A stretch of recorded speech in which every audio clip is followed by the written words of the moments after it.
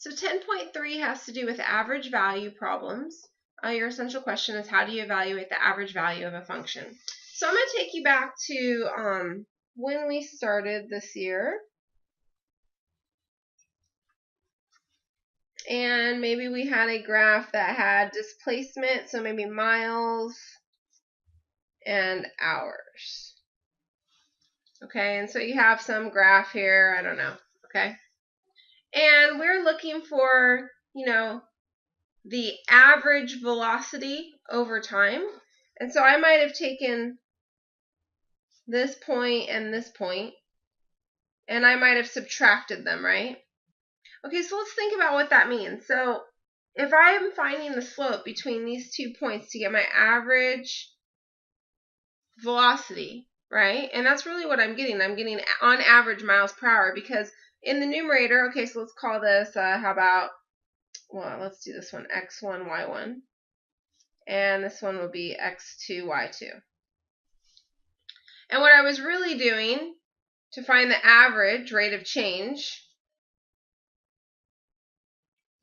was I was basically just finding the slope, right? I was doing y2 minus y1 over x2 minus x1. And what would those units be? Well, on the y-axis, it's going to be miles per hour. So really, I was getting velocity out of a displacement graph, okay?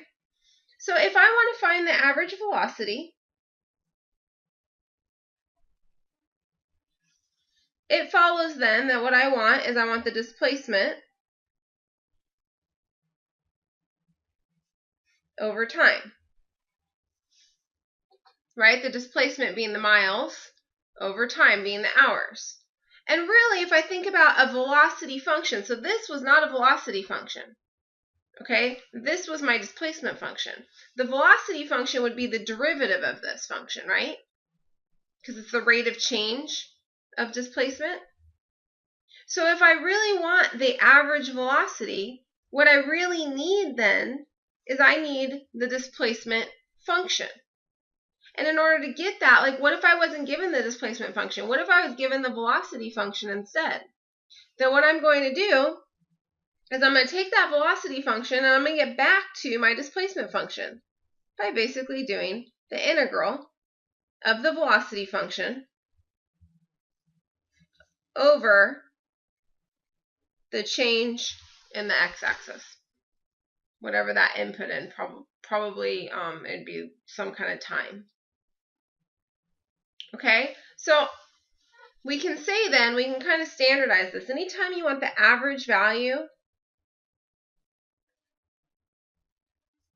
of a function, let's see, I'm going to go down here. Well, what that's going to equal is the integral from whatever your limits of integration are of the function itself over the change in whatever that x-axis values are. So whatever those limits of integration are. So this is the average value of a function. This becomes really key. This is what we've been actually talking about all year long. Okay, and if you want to, let's see, I'm just going to show you this in the book. So I'm on page 510 here. The mean value theorem for definite integrals, because that's what we're dealing with here, right? Definite integrals. It states that, oh, and I don't know if you guys remember this, but it basically, the mean value theorem, well, you can look it up. But the mean value theorem basically said, when we dealt with derivatives, it basically said that on a function, there would be some tangent line that would be parallel to the secant line. Okay, so basically the instantaneous rate of change would equal the average rate of change at some point. And if you're unfamiliar with that, you want to go back and look at your notes for mean value theorem for derivatives. Okay, now we're talking about the mean value theorem for definite integrals, which basically says it's the same thing, but now it's just dealing with integrals. That for any continuous function, there's going to be at least one point at which the exact value of a function equals the average value of that function over a given interval. Okay, that's basically the same thing as for derivative, but it's for integrals. Okay, so I think I'm just going to leave it there, and then let's go ahead and, oh, here, let's do this. So we should probably define that, though. Mean value theorem.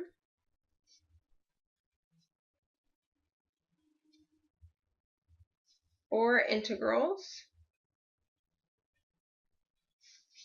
Basically says that f of c, some point on that function, will be equal to the average of that function.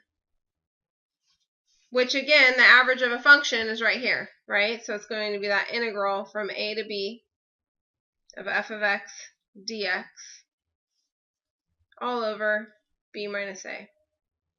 I should probably do a better job up here, too. This should be, I didn't do a very good job. That should all be in the numerator. So it's the integral from a to b of that function over b minus a. Okay, so let's do an example.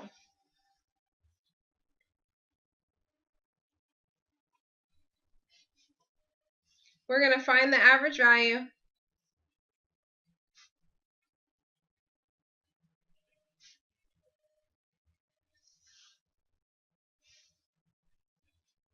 of v of t equals 12t minus t squared on the interval 2, 11. All right, well, the average value of the function v is going to be in between these two limits, so from 2 to 11. We need to take the integral of 12t minus t squared, and then we're going to put that on top of basically the difference between our two limits, so 11 minus 2. Okay, so the integral of 12t, well, I'm going to end up with 12t squared, and then I'm going to need to divide by 2. Over here, I'm going to up that to t cubed, and then I'm going to divide, oh, I could have just divided by 3, I put 1/3. All over 9.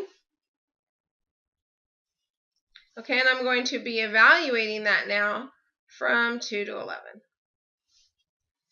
Might help if I simplified it first. So I'm going to simplify it now. So I get 6t squared minus 1/3 t cubed over 9, evaluated from 2 to 11, or 11 to 2. Okay, so I'm going to just, I don't know, there's several ways we could do this. We could have divided this into each one of those. I think I'm going to go ahead and just evaluate, leaving my denominator where it is for now. Okay, so I'm going to come down here. So I'm going to have 6 times 11 squared minus 1/3 times 11 cubed. Okay, now that's the first, I've just plugged in 11. Now I need to put in the 2. So I'm going to put parentheses around this to know that I need to subtract the whole thing. So 6 times 2 squared minus 1/3 times 2 cubed. Okay, and all of this will be over 9. Okay, so I'm going to end up with 6 times 121. Well, I've already done all this math. I'm sure that you can as well. So I'm going to go ahead and just write, it's really 282 minus 21.3 all over 9. So make sure that you get that same number, which is really approximately 29.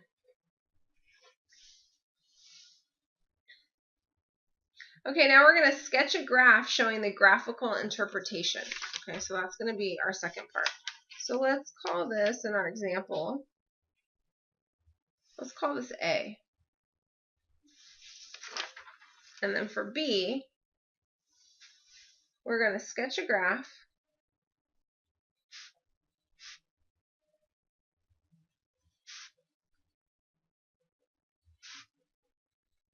showing the graphical interpretation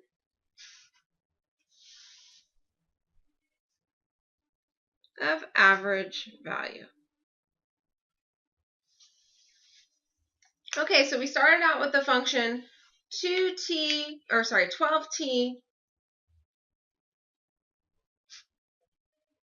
minus t squared. So basically we need to graph this. It might be helpful to know what my roots are.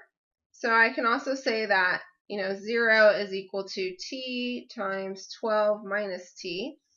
So my roots are going to be, let's see, t is going to be 0. Get rid of that. And t is going to be 12.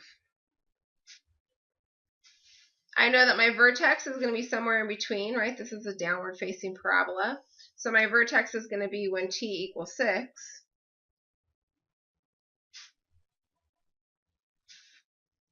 And let's see, when t equals 6, I'm going to have 72. This will be v of 6. 72 minus 36. So I get 36 approximately. Okay, so from there we're just going to go ahead and graph this.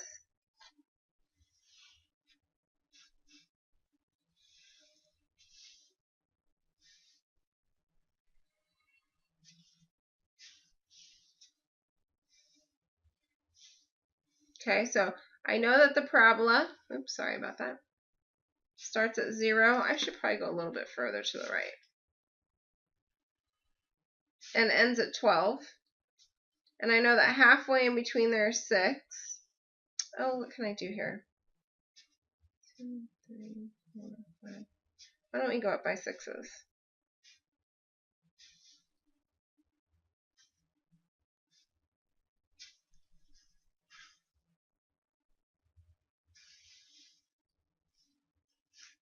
So my parabola, well, I'm going to do the best job I can here without getting more points. Oh, yikes. Well, that's pretty sad, but whatever. Okay, now we only care about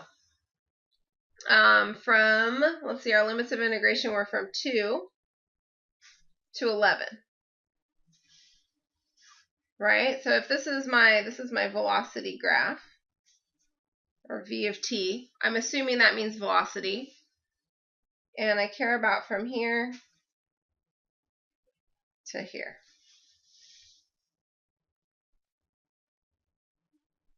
Okay, so let's see what that means. So first of all, this is going to be 9, right? So that's the length from 2 to 11, okay? And I'm basically, if I'm taking the integral of a function, then what I care about is the area of it, right? So when we did our average value, we started off with this integral from 2 to 11, and then we divided it by the change in the x values, by that 9. Okay, and when we did that, our average value actually became 29.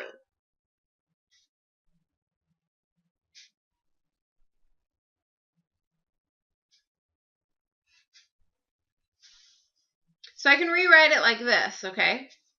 And so what I want you to think about then is, well, here velocity is 29, right? And if I were to take this equation now and get just this integral by itself, the integral being the area under this curve, then what I'm going to figure out is that 9 times 29 is going to give me the integral